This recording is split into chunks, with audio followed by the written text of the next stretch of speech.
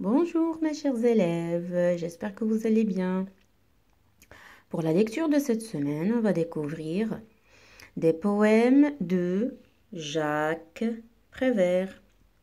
Souvenez-vous bien, dans le poémier, il y avait deux titres de ce poète. Il y avait le Concre et Pour faire le portrait d'un oiseau. Alors, premier poème, L'école des beaux-arts.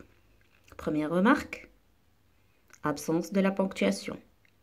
Alors, pour développer la lecture oralisée de ce poème, accompagnez votre lecture de gestes correspondant à ce que vous lisez. Dans ce poème, L'école des beaux-arts, le poète raconte un souvenir de bonheur, un souvenir d'enfance entre un enfant et son papa, le bonheur qui est illustré par une fleur magique qui ne se fane jamais.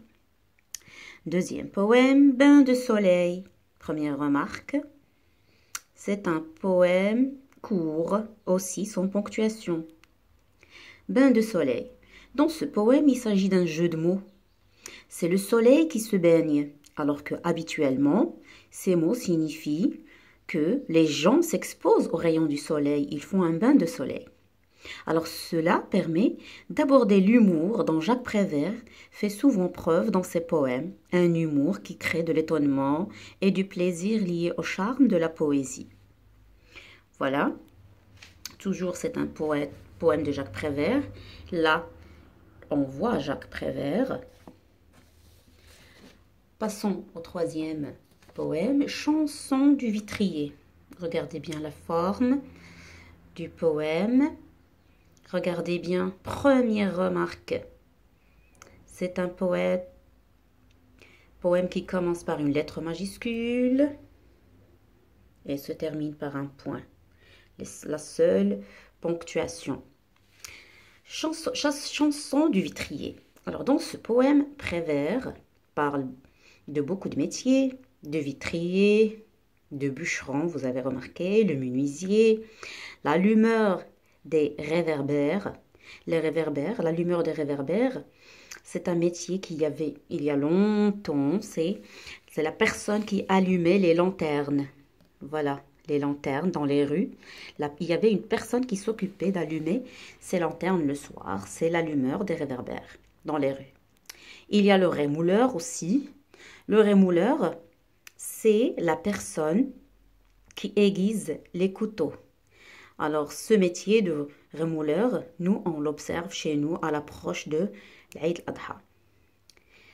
Et dans ce poème, on sent une solidarité et de l'entraide entre tous les métiers, entre toutes les personnes. Chacune contribue au bonheur de l'autre. Il y a un bonheur dans ce poème et il y a une solidarité. Passons au dernier poème. Chanson pour les enfants de l'hiver. Souvenez-vous, vous vous souvenez de ce poème? Qui s'en souvient? Dans le livre du CP, croque-ligne.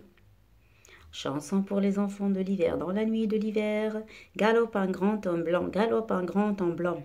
Ah, vous vous en souvenez? On l'a déjà vu.